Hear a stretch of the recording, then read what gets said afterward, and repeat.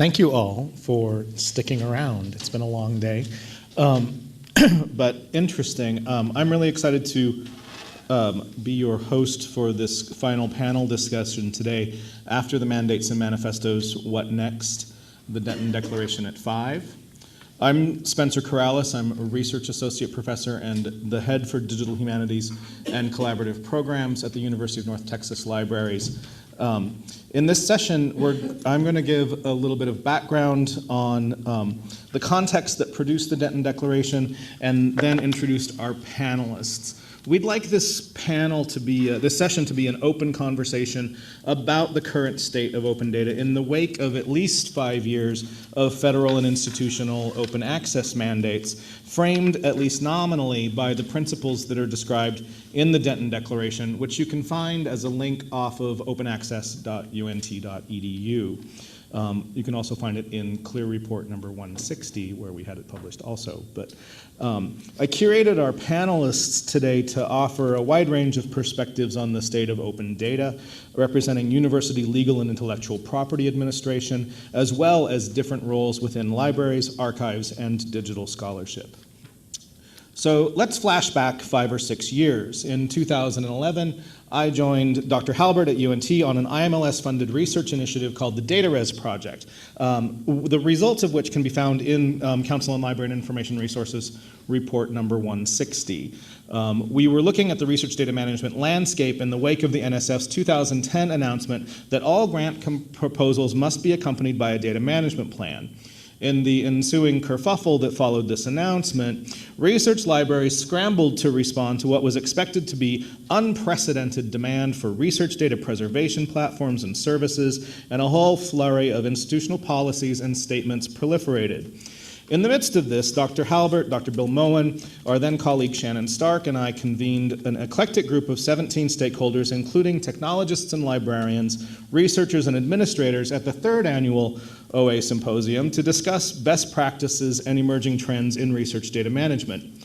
The goal of the conversation was to produce a manifesto, a time-honored genre of principle and provocation, rather than, in the words of one of our participants, just another fucking PDF report. I facilitated the conversation and wrote the Denton Declaration as a synthesis of the group's attempt to address the converging and often competing interests of stakeholders. These principles and proposed actions are sometimes paradoxical, sometimes utopian, but very much grounded in the concerns that were circulating in the data zeitgeist of that moment in 2012. In the intervening years, the Declaration has received 59 co-signers from around the US, Europe, South America, and 1 in Africa and 1 in each in Australia and New Zealand. A couple of whom are on this panel and others are here in this room. The document has more than 20 citations in Google Scholar. I consider this to be modest engagement at best, but some parts of this wider community have embraced these ideals in a limited sense, and the document has served as the model for similar community building documents, most recently the Santa Barbara Statement on Collections as Data. However, since the Declaration was published, while the data preservation landscape has evolved rapidly, data management plans have largely become just another banal bit of paperwork in the bureaucratic apparatus of federal grant seeking, and librarians' Cassandra-like push to provide infrastructure and services has been met with disinterest and sometimes distrust by many faculty researchers. The research data deluge never arrived, and we built it and they didn't come. So with that bit of recent history in mind, I'd like to introduce our panelists. They'll begin by taking just a few minutes to describe their roles at their institutions and what's at stake for them in this conversation about open data. Then I'll pose a set of pre-circulated questions for the panel, and then we'll open it up for the wider conversation. So alphabetically, Melissa Gonzalez, who's an archivist at the Museum of Fine Arts Houston Archives. Martin Halbert is our Dean of Libraries at the University of North Texas. Make a hand gesture so people know who we're actually talking about. Rafia Mirza, who's our Digital Humanities Librarian at the University of Texas at Arlington. And the kitten now lives with Robbie Siddle, so she's now Instagram famous. Michael Rondelli is our Associate Vice President for Innovation and Commercialization at the University of North Texas. Kathy Hart Weimer is head of the Kelly Center for Government Information, Data and Geospatial Services at Rice University. And so that's our panel. So Martin, would you like to kick us off? I'll be real brief because Spencer was kind enough to ask me to do some closing remarks too. Hand it. And I guess I should use this. Can everybody hear me? I'm usually pretty loud. I found this poster of the Denton Declaration, and we can pass it around if you want to read through it. I guess my biggest priority in kicking off some of those projects was to see, or to try to advance the question that, or the issue that libraries should be the central repository advancing the long-term curation, engagement, persistent access to the research outputs of the university. And data is absolutely one of the key products of the university these days, and we should take that very seriously as a responsibility in libraries. Go ahead. Okay, hi. So I guess I'll share a little briefly about the Kelly Center at Rice. It's a federal depository library, as well as patent and trademark resource center. We have a GIS group as well with a lab. It's a small university, a small campus, but a lot of really big projects going on. And I guess to me, kind of the issues that I'm dealing with is just kind of at two or three different things. At a basic level, just making sure the campus, the students and faculty know that the library is available to help with data. I think there's still an element of being invisible, and we're working on that. I think that's probably endemic across a lot of libraries, but just to make sure that we're on their radar for any data, government or any other data. But I think a larger issue relates to kind of the cultural issues of the day. Will our library patrons continue to see libraries as trustworthy organizations? We can't really take for granted that patrons will continue to see us in the way that we believe they see us. That is, I wonder if there's a perception of mistrust of the government, #fake news, that the patrons may mistrust or be skeptical about the government information that we share. And I think a few of our speakers today have alluded to that concern. So we'll need to prove how we make sure that the data and information is trustworthy. What is the different or value added from what we can provide compared to what they can obtain in the open web without any scrutiny or through a vendor? So these are kind of global questions. But I think is there an issue perhaps with a business model? I think it's natural that in business you have to charge a fee because that brings more value. Well, we're all very open. It's all about open and open data, and I'm not suggesting that we put a price model on it, but it's kind of a value judgment, and we have to make sure that we connect at the level because they're used to paying pay-per-view, download your music for $1.99. They understand this, and so to give it away for free, you kind of have to ask, well, are they really getting what they're interested in, and how are we connecting? And how do we connect, what is our value related to the commercial sites? Are the vendors equally or perhaps more trustworthy in our patrons' eyes? It's not clear to me. Are they adding value? Are the vendors adding value to the extent that the public will find them useful, therefore skipping the library community? These are questions, I do not have answers, but it's a little bit of what's on my mind and how can we move from library think into the patron think, and how can we connect those things? Anyway, I'll share a few of the things throughout the rest of our afternoon. Hi, I'm Rafia Mirza. I'm the Digital Humanities Librarian at UT Arlington, and so I approach a lot of these questions about open data through sort of humanities scholarship and how faculty and students are looking for data. And the things that sort of come up a lot, or I've been thinking a lot about that relate to these topics, are sort of the bullet points are labor, interpretation, metadata, infrastructure, and ethics. And to sort of go into that more, there's a lot of stuff with governmental data.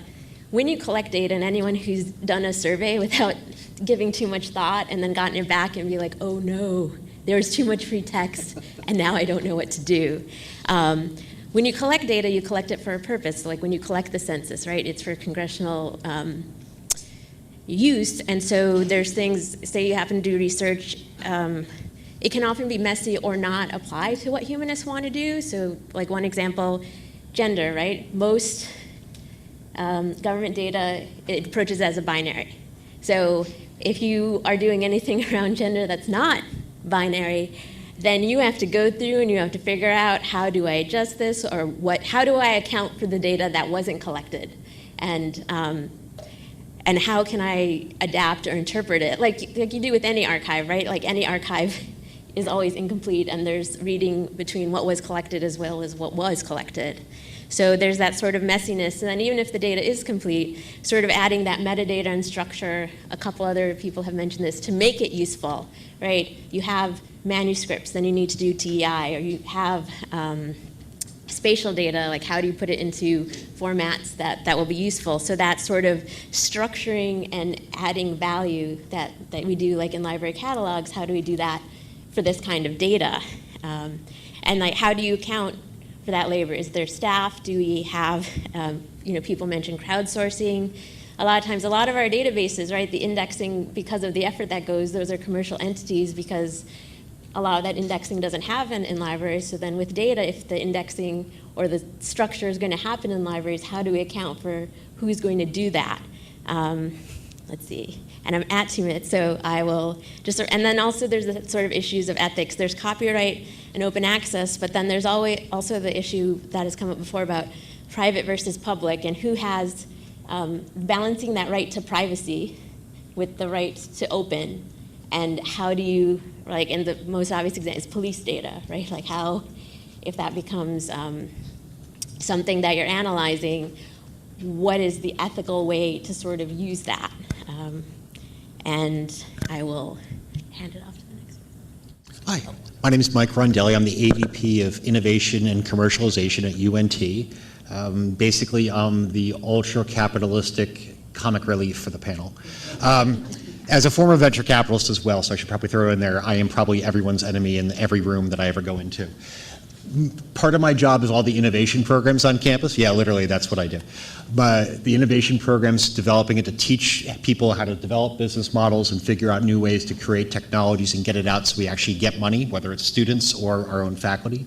And then what's called technology transfer, which I was on as soon as that the open access mandate came out. I was actually on a panel at our industry event one year, and they put me on for some reason because no one else showed up, to talk about open access. And my answer as to why we care about it is I don't, because we've been doing it really since the Bayh-Dole Act was signed in 1980. That's the entire function of technology transfer. It might not be free open access, but anything that's free is generally worth what you paid for it. There's a cost associated with getting something that's actually valuable. And what a tech transfer, my belief is that a tech transfer office effectuates getting it out so people can use it and impact communities positively. And they should get paid for that. The university should receive some kind of value for the value that we give out to others, whether it's a commercial entity to allow them to be able to create more value for themselves and their shareholders, or whether it's public access and everyone uses it just as a better way to be able to access data or make the world a better place. And I'll be throwing out the capitalistic answers for everything here. I actually like legal. They're my only advocate right now at the museum. So yes, I'm the archivist at the Museum of Fine Arts Houston. I guess at stake here for me is I want to see more non-libraries and archives, or non-academic libraries and archives embrace the Denton Declaration. But we have some systemic issues within the profession and profession-centric obstacles that make it somewhat difficult, such as archival practices and best practices and standards, records retention policies governed by legal compliance. For example, HR, accounting, office of the director. Even though we're a private institution, we all have to have, that all has to be under compliance. And also the destruction of records, and that's a whole other story. Copyright transfer by donors, in some cases not copyright transfer by donors, and restrictions laid on us by donors. Institutional political issues. Somebody gave us money, therefore we can't get rid of anything, and we can't digitize anything because we didn't get permission to do anything with it, so it's just sitting there. And our governing institutions now want us to measure ROI, which is difficult with cultural heritage collections. but they don't see the value in us unless we can give them metrics. So, and usually the metrics that are standard within GLAMs are not what they want to see. They don't care about how many people are using it. They want to see it differently, and it's very hard to do that. But they want all of our collections online and freely available. And my director's like, well, the museum's open access. I want everybody to photograph all of our permanent collections. I'm like, the archives don't operate that way. People just can't come in and photograph all the material and put it up on Flickr, on their personal Flickr accounts. He doesn't understand deeds of gift. So that can't happen without funding, but we don't get the funding because they don't see our value in it. So it's somewhat difficult for us right now to do that. I look at institutions like MoMA, the Museum of Modern Art in New York, just recently put out, they're using the same program we are, Preservica, as a digital asset management program. And the cloud version of that has a front end that you can put online and just make all these, exhibition histories and all these other, collections freely available online. It's beautiful. We're the only institution that's a Preservica client that's still on standard edition because our IT is, I hate to say this, some people call it Mossad on campus, but because he's really paranoid about security and privacy with the cloud. So he doesn't want us to move to the cloud. And so now I have to fight that. And right now I'm using our legal right now as an advocate to say, no, they can do it, it's okay, by all means. So it's like we want to do it, but then we have all these things thrown our way and all these hurdles. So it's like archivists get a bad rap that we just want to keep all the things and hoard it and we're Smaug on our pile of gold and we don't want anybody to use it. And it's like, no, I do. I really, really want y'all to use it. I'm not being mean. I'm not a James Bond villain just sitting here like, I want everyone to use it. I want a cat for you to pet. Oh, I would have liked that very much. But no, that would have been very pleasant. But no, so yeah, it's like we want to, but a lot of people don't understand everything that we have to go through to make that happen. That was really long-winded, sorry. No, that's great. So as you can tell, a diversity of opinions and perspectives on the panel. One of the things that a couple of you have alluded to is this idea of assessment and knowing what the impact of making things open. Making something open doesn't mean it's going to get used. You could put all of the ETDs in the world out there and they may only get a couple of citations ever. So, but in 2013, in this sort of flurry of optimism, the Office of Science and Technology Policy stated that wider availability of peer-reviewed publications and scientific data in digital formats will create innovative economic markets for services related to curation, preservation, analysis, and visualization. All of those things. Is there measurable evidence, panel, that open access mandates from the NSF and other agencies, or even from institutions, have fulfilled this promise? No. There just isn't. Not everything works. That's the secret of life. Again, as someone, I'm a former venture capitalist. We are paid because we all have the opinion of ourselves that we are the smartest person in every room that we ever go into. We are never right more than 10% of the time. So think about that. The people who are paid the best in our country are never right more than 10% of the time. And they got it wrong. It's a good idea. There's a lot of value to the idea of it being open, but if you don't define what open is, it's not valuable to anyone. Or at least that's my contention. That if you want metrics, if you want actual action, say what you want. Otherwise, you'll let people like me define what considers good or bad, and I'll just say the amount of documents I keep open are all that I'm measuring, and no one cares about that. Because there's an unlimited amount of documents because I can create more, or I can create a bot that can create more documents for me and just make my metrics artificially high.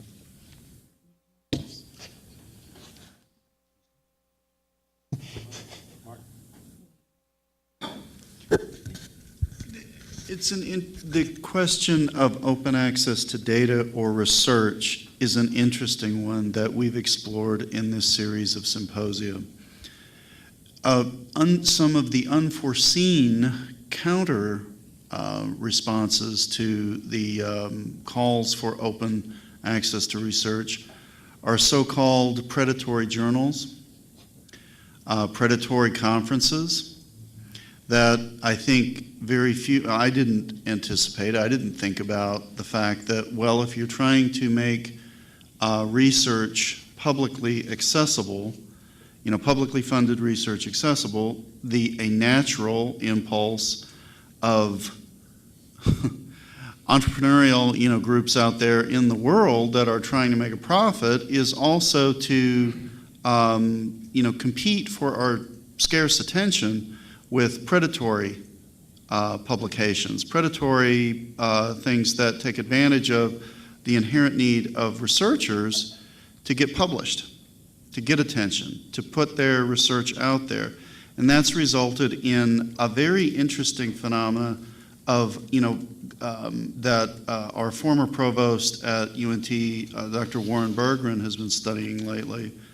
Where's Kevin in the room? Kevin and I and Warren have been examining this trend of, well, what happens when, it's a complete, sort of Wild West, when you don't have evaluative standards in place for measuring the difference between, we talk a lot about these days about fake news. Well, what about fake research? Or at least low quality research. I think we need to cultivate our shared ability to evaluate the quality of research as we're producing it, because bad research is starting to crowd out good research in many cases, and a growing danger is that, well, we had this Peggy meeting yesterday, and we talked a lot about an interesting, and wherever Margaret is, if she's still here, if she had to leave, there she is, the Libraries Plus network, there was a lot of discussion about how publicly funded data from government agencies is increasingly being commercialized in the ways that Bernie and others talked about today. And the notion of provenance, for those of you that are archivists, is really important to understand where information came from, not simply what it is. So it's a very interesting question, trying to get to better nuances of understanding of the quality of information these days, I think, as we talk about impacts of open access to research. So I'll add on to what they've said.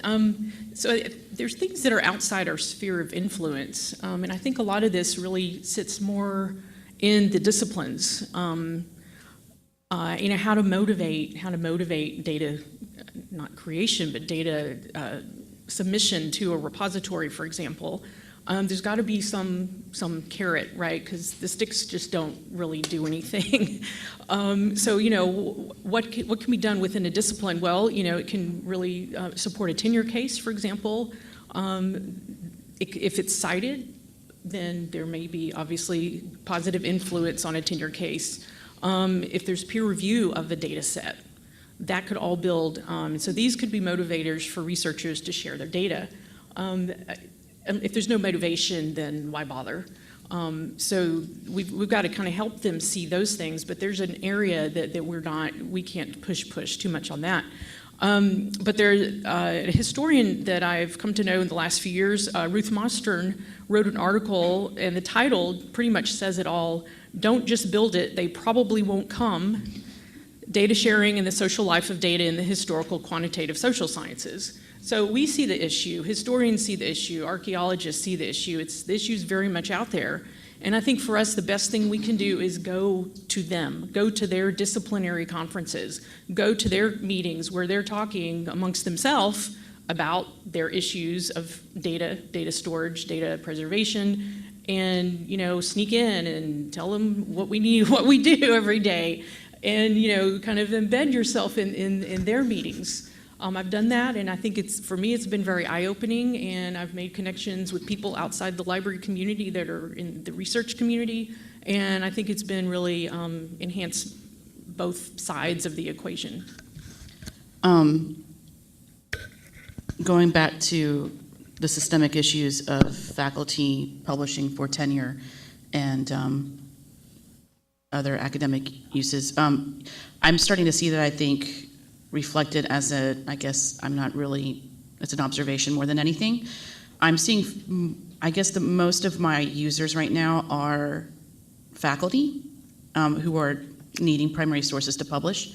I'm seeing less and less students or graduate students. We are teaming up with Rice and U of H to team up with professors to get students in to look at primary sources, understand what primary sources are, which is a good thing since I'm hearing so many stories from my academic librarian friends that students don't even know how to search for books in libraries now. And I think, you hear about how many public high schools no longer have libraries. They've got these QR code things and they just like click on that and it sends them to wherever, I don't know. And so people are going into college and they have no idea what they're looking for, let alone what this weird creepy thing in the basement or in the penthouse of the library is called the archives. And primary sources what? I have no idea what that means. I had classmates at library school who had no idea what primary sources were and they were in the archives track. I'm like, how did you get here? I have no idea. I guess it sounded cool or it looked cool, I don't know. So it's a little frightening to me who our future users will be if our own institutions don't see our value, and the only people who do see our value are the ones who need to make more money or who need to earn tenure to keep their jobs. So it's things like open access and open data would help us tremendously. And I think especially in an academic institution when I was working at UTA, right before I left, they were just now trying to figure out how to write in agreements with faculty who were producing data and whether or not the university owned it or whether or not they owned it, because 2 faculty left and took their data with them. And they were like, we just lost all of this. And especially when they're partnering with corporations and they get patents and other things that, out of this and work, and then they take off with their data, what happens? And the fun part of that is that data is not by itself an intellectual property class. However, a good lawyer, especially one who's evil, will understand that data is actually an intellectual property class under state law. It falls under trade secret. So under trade secret law, you can own all the data as an entity.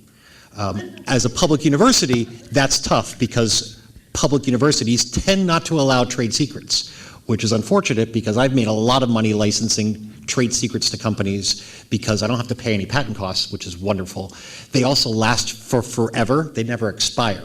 So if you think, has anyone ever used Listerine or heard of it? The family from that is still making money because that was licensed in somewhere in the 90s for that trade secret. They are still making money from that license, even though it's widely easy for anyone here, especially a chemistry student, to replicate the exact formula. But the trade secret, once it's licensed, lasts for forever. The company you license it to owes you for forever, even if it becomes widely available knowledge for everyone else. They don't owe you money, but the person that you license it to first does. That's an incredible asset that public universities are behind the 8 ball on. They're completely behind. Even private universities tend to be bad at it because they're afraid. So it's one of the things that keeps us from being able to work well with companies, because companies, especially ones that are in very volatile industries, understand that trade secrets are much more valuable than patents because they never publish. The data is not out there. And when that data gets out there, I am giving you, my competitor, if I filed the patent, 2 years from now, you know everything that I've done, that at least what I did 2 years ago. You can make stuff up from there. If you've never seen my trade secret data, you might be able to buy my product and reverse engineer it, but you might get it wrong. Or you might do it incorrectly, which still gives me a competitive advantage. So universities, if they're looking at open access, one of the things to really look at is how they should treat the trade secrets that are involved if they want to have a tighter relationship with industry. And if you look at where federal agency dollars are going right now, I would suggest that having a tighter relationship with industry is better for most tenure-track faculty than just going after agency grants, as they tend to disappear, especially under this particular administration. Real quick, that reminded me of licensing fees and use and reproduction fees that we charge for things. I came across a contract a couple of years ago.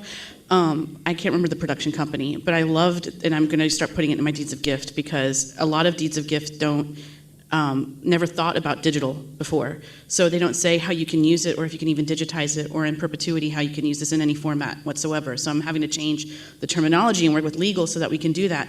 And the one that I found that said throughout the universe. And I went, can I include parallel universes? I know, that's what I thought. Can I do that too? You watch Flashpoint. That's too many things. I think our battery is crapping. Oh, yeah. We'll share. Oh, there it's back. So this, skipping around on the pre-circ questions here a little bit because of some of the things that Mike brought up. So one of the things that we ran into as Martin and I were working on that research project a few years ago was that this idea of incentivizing faculty to participate in these things is impossible unless you put it in as a requirement for tenure and promotion. The sort of like utopian altruistic motives for open access have zero leverage with faculty whatsoever, especially if they've already got tenure.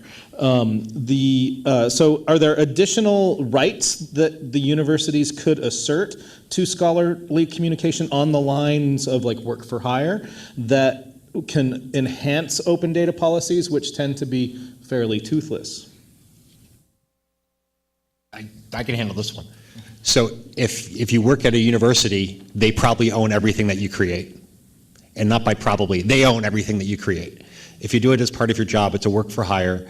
I don't know of an institution that doesn't have a work for hire policy. It may not be effective by having it in writing, which is required to have an assignment that actually has a signature on it. But every institution, whether it's a university, a public school district, or a corporation that you work for, they own pretty much everything that you do. What if you're contracting space, a lab space, for developing a cure for cancer, and if you're just using their space and you paid for that time and space, are you protected in that? Do they own? I'm going to give you law school question answer number one, which is it depends. So it depends on what the legal agreement is. So if I wrote the agreement, no, I would try to have it be very specific that you, the private company, own your intellectual property rights. We don't want to own any intellectual property rights because I'm the state of Texas and I don't want to own a private entity's IP. That's a problem for me. I don't want to own my students' stuff.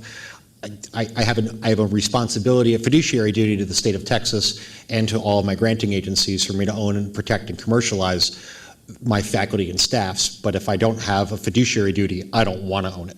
If I was a private university, they can do whatever they want. You know, if you go on to Stanford's, go anywhere on Stanford's campus, they can own everything they want. They're private. I do know that if you walk into a University of California campus, they would like to not just be public. They say that anyone who comes on their campus at all, if you're a researcher at UNT, you're in California, you go to one of their libraries, and from that comes an invention, they claim that they own the invention outright. That's why you go talk to people like me, because I will fight that tooth and nail and show them why they're wrong. But it all depends on the institution that you're working with. So it's really important to look at all those legal documents that you should be signing.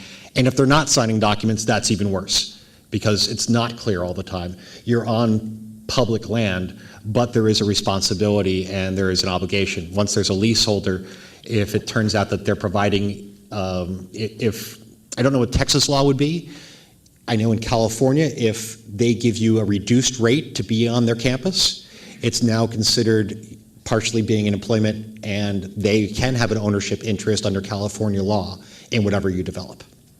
So check with your lawyers. That's why they get charged a lot of. That's why they can charge a lot.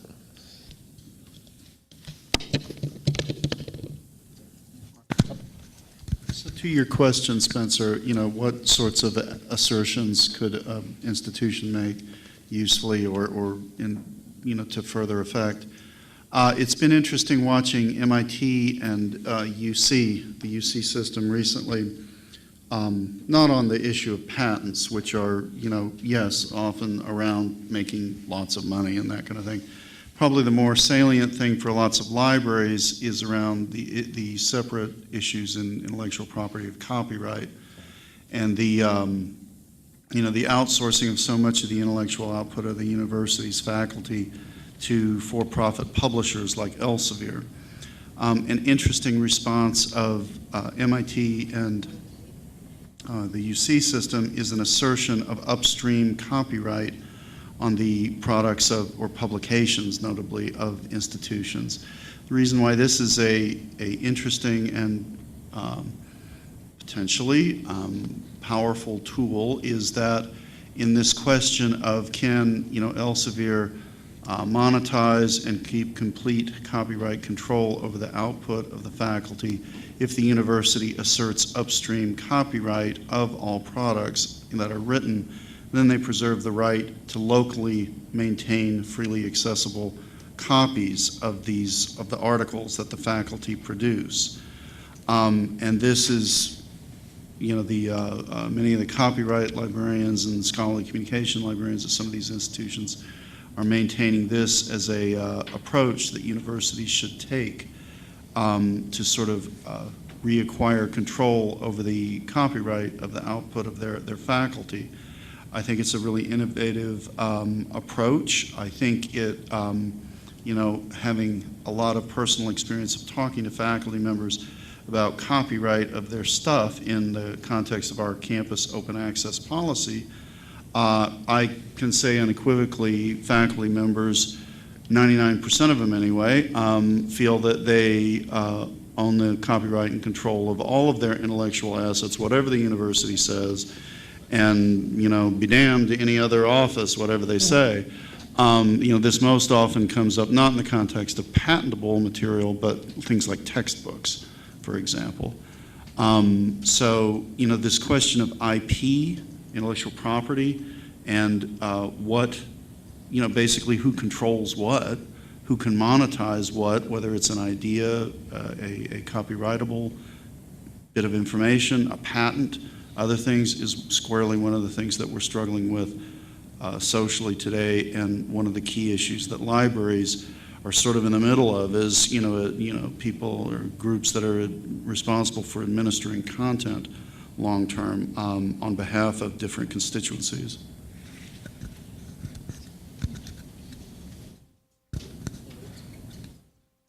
So I'm going to do one more of the pre-circulated questions, and then we'll open up for Q&A.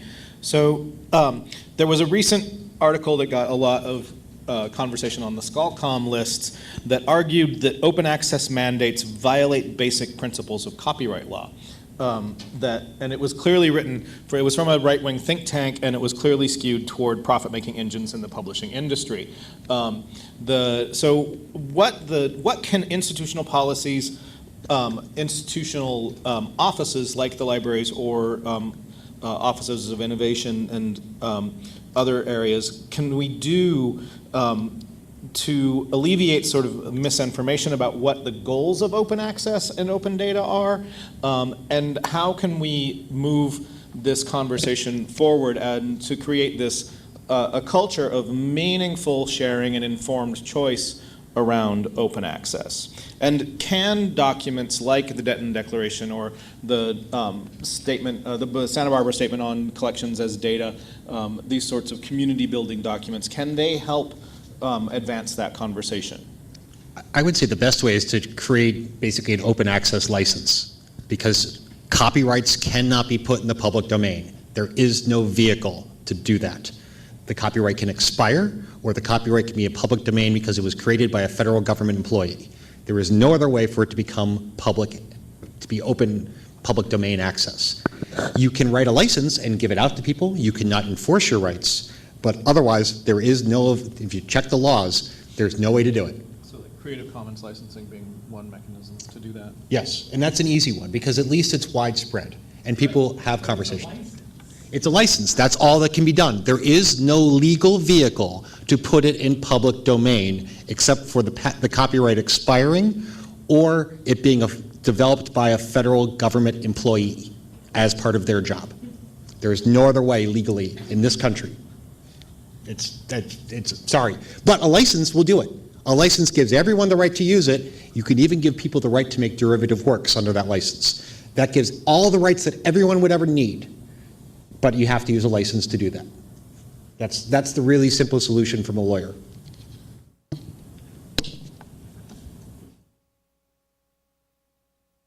That tells it, Sorry. Excuse me, and I should have mentioned a while ago, does that include also an expiration of a patent and the IP within the patent? No, patents are different than copyrights. The laws controlling the two are vastly different. So something that can be patentable never has to be patented. You never have to. Very simply, publish anything. Exactly 365 days and a few hours after you publish it first, or first use it in the stream of commerce, it becomes public domain in the United States. It immediately becomes public domain in the rest of the world, except for a few countries, the day that you publish it or the day that you put it in public display or testing. In the United States, you get a 1-year hiatus to be able to file a patent so you can test it, which is vastly different than copyrights. You can, and at any point, if you have a patent, you could abandon a patent, you can put it in public domain. You cannot do that with a copyright. It's simply, there is no legal vehicle for that. And I would suggest that trying to get that law changed would be easier to, no, there's so many bad metaphors. Don't even try that. The easiest answer is just use a license, like an open access license. We already know that those work in software, especially from people who develop a lot of open access software. If we made a common standard that everyone kind of agreed to, here's the open license that we'll give to everyone, that would be a really easy vehicle. It would be very good for archivists, especially because then you could keep that all, you can keep an archive of that and be able to use that in different publications, et cetera. Spencer, what was your question? It was about open access? So the idea that how can institutional policies or community building documents like the Declaration, can they help alleviate misinformation about the goals of open access? I think there are also still many misconceptions about what the goals of like the open access movement are. Because there's a tension between wanting all content producers to exercise their full range of rights in relation to the content that they produce in an informed way, rather than just sign the publisher's agreement and get it out the door,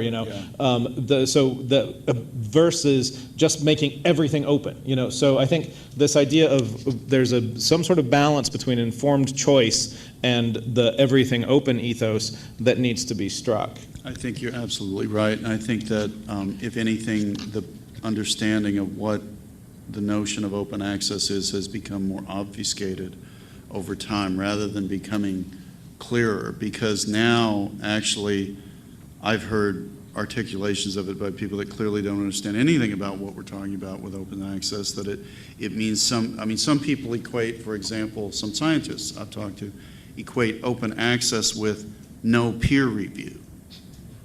Okay, that's not what it's about. It's not about a lack of quality control in research.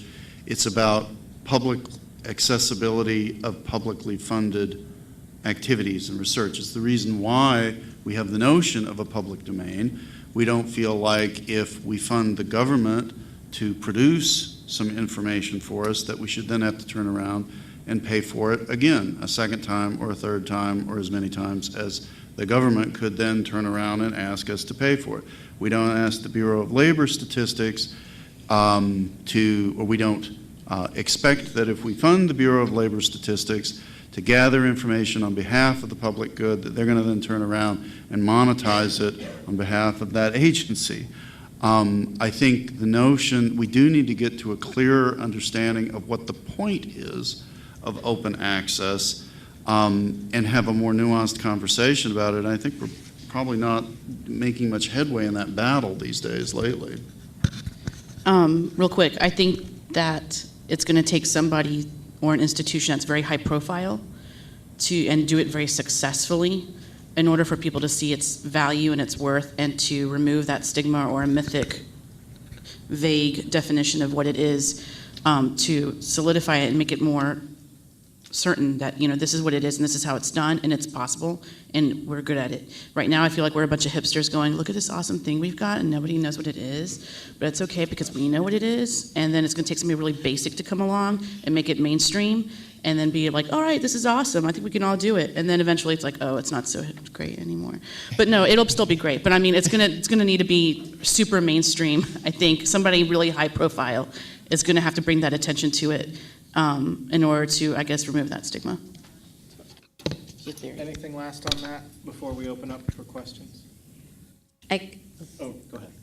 I'm going to say that I think you see things, though, at the edges, like where I think there's less agreements that ask for a complete transfer of copyright and sort of like what conversations are happening around that. And then on the edges, the open educational, like the conversation around that pressure point of how much textbooks cost. And then also the sort of universities, especially the more well-known ones that are sort of breaking that conversation about like the big deal and how much things cost, and sort of the transparency. It's all because you have all these licensing, like you can't necessarily always say how much things cost. And so there's also this, are we making the most effective argument about the challenges of like talking about like like faculty produce scholarship in journals, which they do for free, and then we buy it back. And sort of the conversation around that. And sometimes I think people can, like, I think that point of conversation is something that can happen, but then there's also like the legal issues, like some universities can talk about and have their pages about, this is how much this package costs, and this is why we don't have it anymore. But you have to have like the lawyers and the licensing so that you can say, this is how much it costs. And make, I think, sort of that whole business part more transparent, and I think that helps as well. Yeah, I think it's an opportunity for a new business model. So if you really, well, if you look at, anyone here use cell phones? Anyone ever heard of a cell phone? So all the cell phone manufacturers, they don't own all of their patents, just like your computers. That's not all owned by just one company. There's usually a pool of patents that everyone licenses into and out of. So if universities wanted to look at open access and really wanted to get behind it, doing a pool like that where we licensed our copyrights, our data, into a giant pool that gave everyone access to it, that was part of that pool, that would be one way to effectuate it. It's a different business model than what's currently done. It would take people who are on a leadership level, especially from your most productive universities when it comes to academic publications, but that business model has not been explored. It would be great to explore that. I don't know who would be the leadership who would take on that role, but it would be a wonderful way to look at how you can explore how that's able to be open. The idea of open access is achieved without costing us too much extra in transaction costs. And I think that would be a way to explore it. Okay, that's enough with my questions. So let's go ahead and open it up. We'll start with you in the back. Sing out. Sing out, okay. I was wondering if I should say that what I'm about to talk about is not the view of the government publishing office. It's my own experience as a librarian. You're off the hook, David. Thank you. Okay. There's a bit of a tension that I think we kind of ignore that I saw and was surprised at, because I assumed all government information was free, open, available, and it is. But what it's also open available to is for publishers to enhance that data and to do a value added, which then gives them copyright. There's a real tension in government with the Congress's view that it's the government's right to put this data forth, but that we're robbing the private sector of capitalist gain if we enhance that data and actually make it or frame it in any way that anybody could intelligibly use it. So once the publishers have put their enhancement on it, now this is enhancement going back to the 2001 Digital Millennial Copyright Law, right? Which means that if I take Adobe Acrobat and index a piece of government legislation, I can then have copyright on that because I did this little index.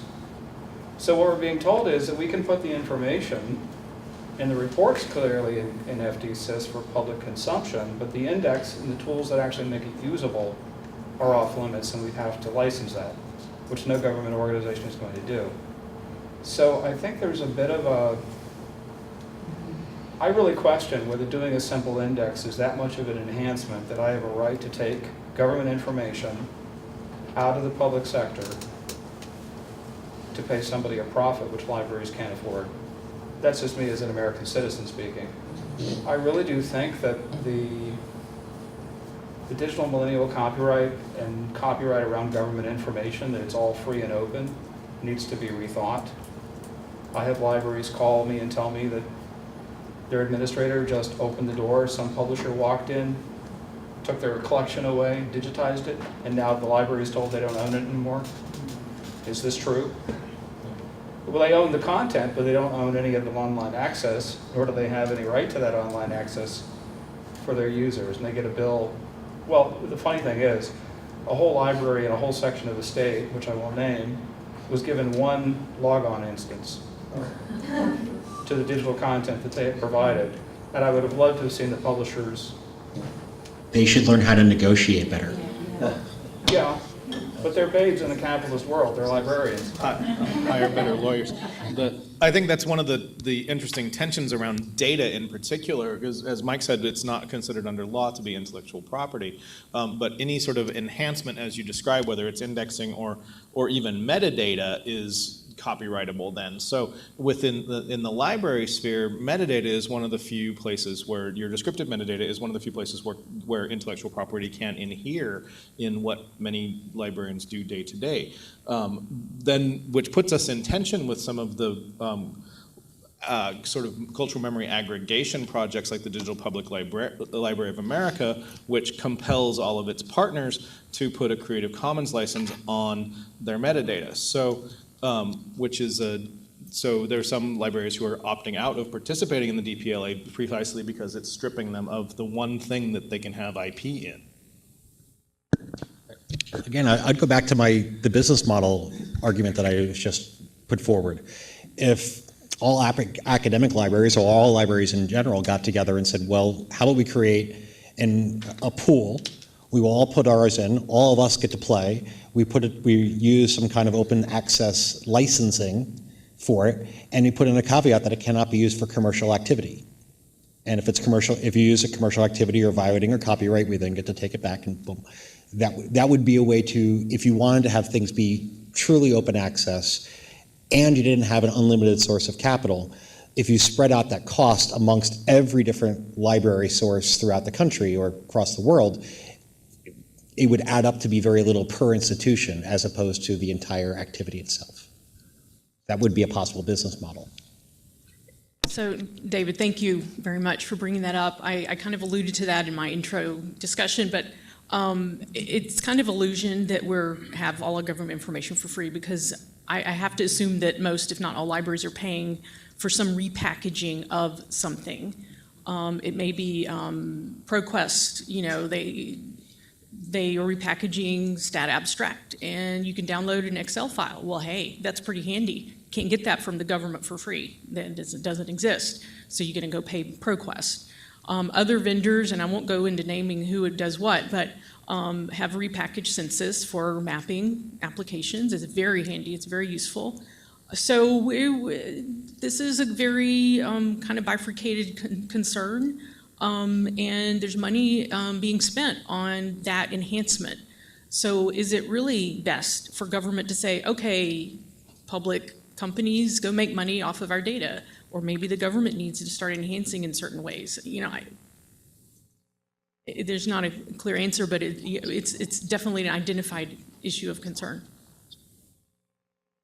Other questions? Comments? I'm curious as to, so the act passed in the House for copyright to be removed from the Library of Congress, and the copyright register to be appointed by the President. Now it's gone to the Senate. So I'm curious as to how your thoughts on that possibility and how it might impact open access. Fascinating development, isn't it? How many people are aware of this? Yeah, you've been following this story? It is quite an interesting thing. The most interesting thing about this to me is that it had, my understanding is correct, broad bipartisan support from everybody. Which is quite interesting. I've heard a lot of discussion about this, and I would invite people who know more about it than I do to, comment on it. We had some comment on it. Yes, Peter. There were some constituencies who previously supported it, but with the change in administration, thought that perhaps the current president wasn't the right time to be appointing register of copyrights. But it seems to be going forward. Yeah, I mean, the question is what will happen in the Senate, right? Which was what you asked, and honestly, I don't think anybody knows. Truly trying to predict anything in Washington at the moment is just foolish. My understanding, it's also rooted in the entertainment industry, which Mickey Mouse law or the copyright thing, I'm not surprised. So I don't think it was anything that was geared towards, I don't think it was done initially maliciously. But who knows? Right now, it's hard to tell. Well, I think the second question, actually, would require 2 layers of speculation, is the more interesting one, which is what, if anything, are the implications of that kind of change for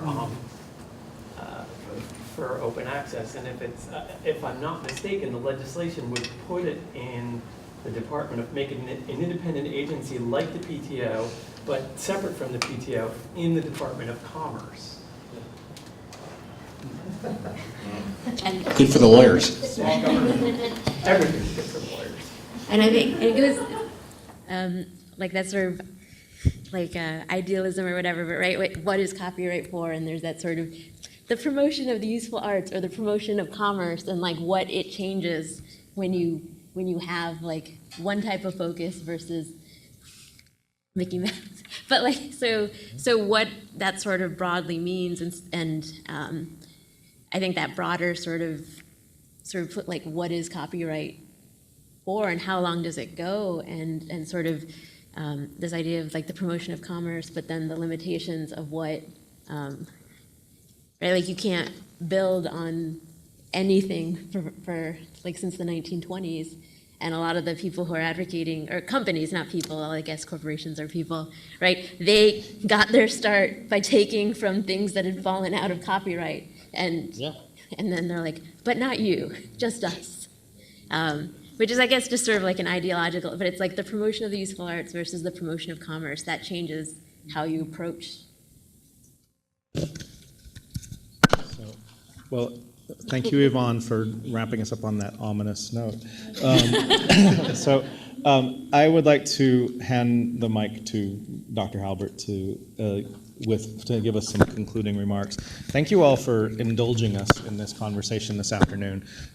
It's been interesting to hear some of the countervailing trends that are working, that even within our what we think of as the ivory tower, the sort of monolithic institutions, that there's all these different interests that are sort of pushing and pulling on intellectual property, data, and the public trust that has been put in us as public institutions. So thank you for your time and attention, and we'll let Martin have the last word. And thank you, Spencer, for giving me an opportunity to, you kind of asked me to sort of comment on the arc of the day and some highlights. Before I do that, I would like to thank many of the people that made this event possible. I would like to thank although I don't know if any of them are in the room, our host colleagues here at the UNT New College at Frisco. Maybe we could just hear a round of applause in absentia for them. I think they did a great job. It's our newest campus, and I think the facilities were great. I would like to thank all of the moderators that handled the different events in the day. They did a great job, I thought, moving us along. Maybe another round of applause for them. I'd like to thank Kevin and the other staff at UNT who worked very, very hard on organizing this event and all the different moving parts to it. Keeping us organized on track, the logistics. I know Kevin was up late at least last night. I'm worrying about logistics, if not many nights, in preparation for this event, and all of the other folks behind the scenes that you haven't seen at the UNT libraries that worked very hard on this event. So maybe a round of applause for Kevin and his colleagues. I would like to thank all of the presenters. They are what made this event a really rich discussion, and also all of you, the attendees, who participated throughout the day. I thought it was a fascinating exchange of ideas and really exactly what this event is all about. So give yourselves a round of applause.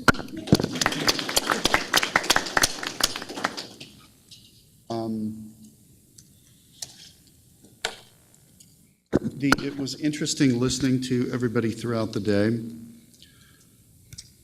Log in here. Let me just go through some of the highlights and sort of the some of the key points that sort of formed an arc as I was observing the day, and see what you think of it. I thought a lot of today was kind of like that metaphor of the all of us as the blind men and the elephant, of this huge information and making use of public data.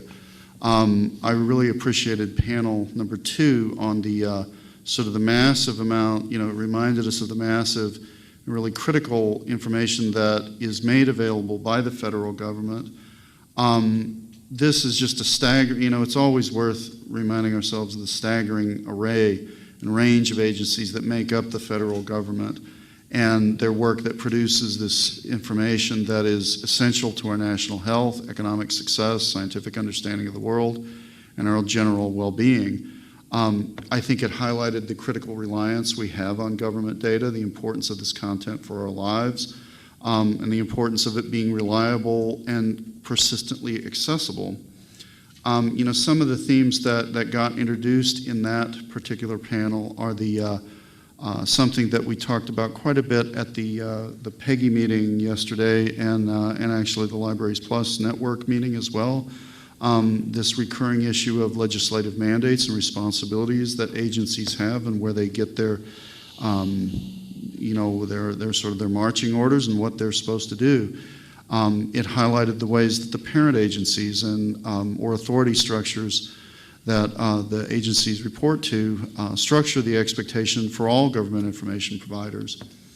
I thought a really interesting sidebar of that particular panel was around the professional preparation for careers in these various government information or data provision activities.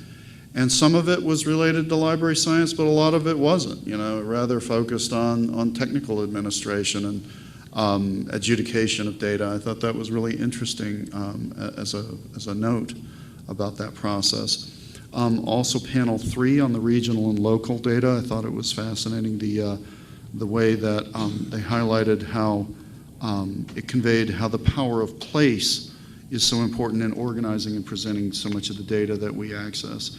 Maps have great cognitive authority, and the point was made that the accuracy of those visual representations is only as good as the underlying data that produces the map, and that bias and uncertainty can be masked by the certitude that we sort of intuitively associate with maps. It also highlighted the central importance of accurate data in providing guidance to public policy for addressing core social problems that we want to remediate. I want to really thank and appreciate our 2 plenary speakers. First, Bernie Riley, who I think had to get to the airport to catch his flight. And is Sophia still in the audience? Somewhere there she is over there. I really appreciated both of you. You weren't here for Bernie's comments, but they were you were wonderful sort of bookends on 2 perspectives on a similar set of topics. Bernie, started us off this morning with, talking about the importance of building up our public capabilities for government information management in ways that ensure fair and independent administration of information. And he talked about the dangers of public information being controlled and becoming controlled by private entities.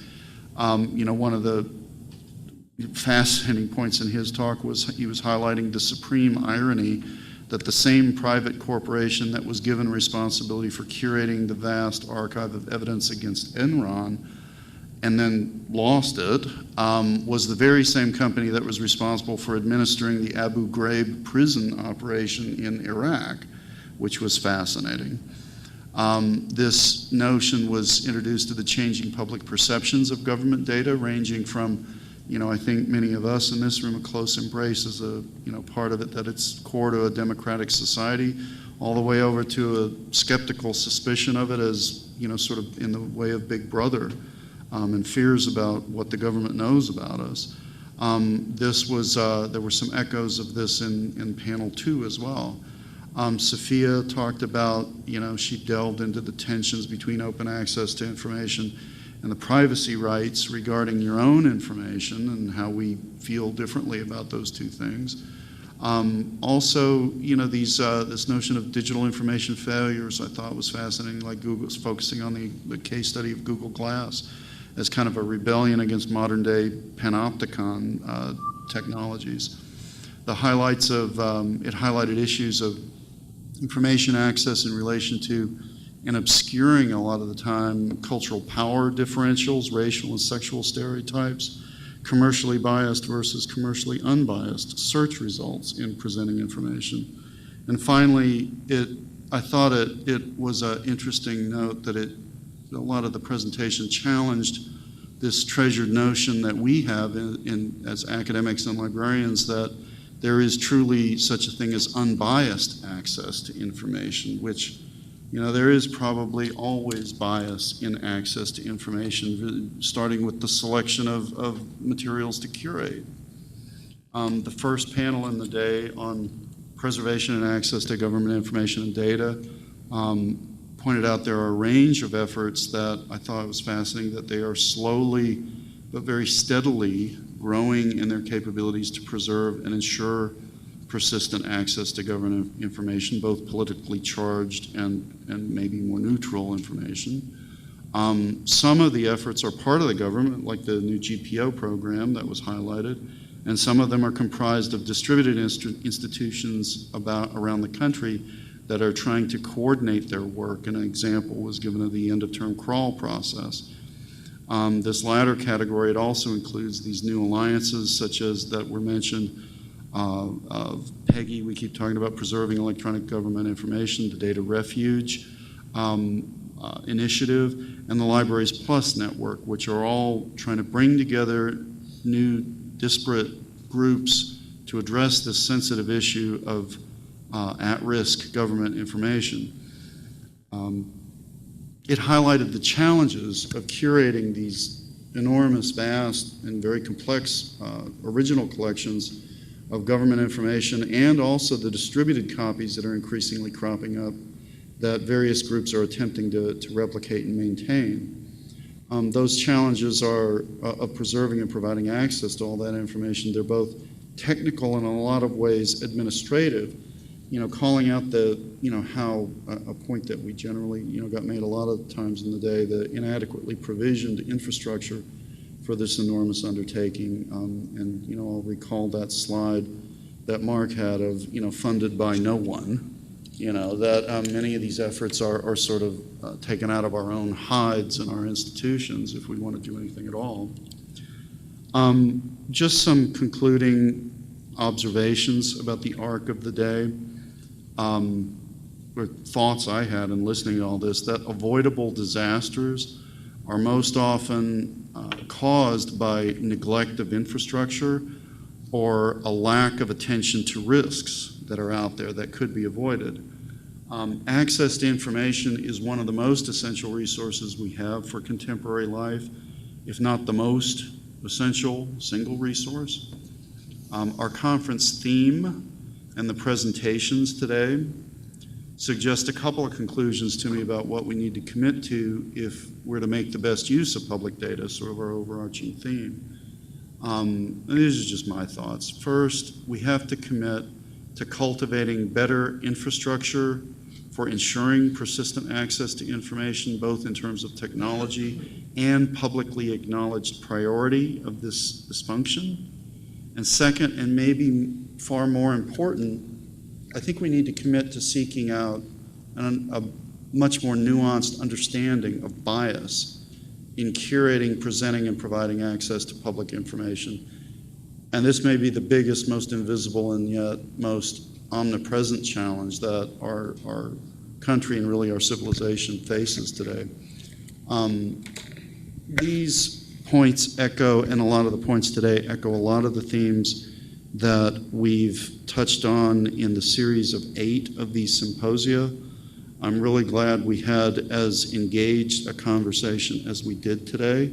I thought it was, there were lots of nuances that haven't been presented in the past at these symposia series.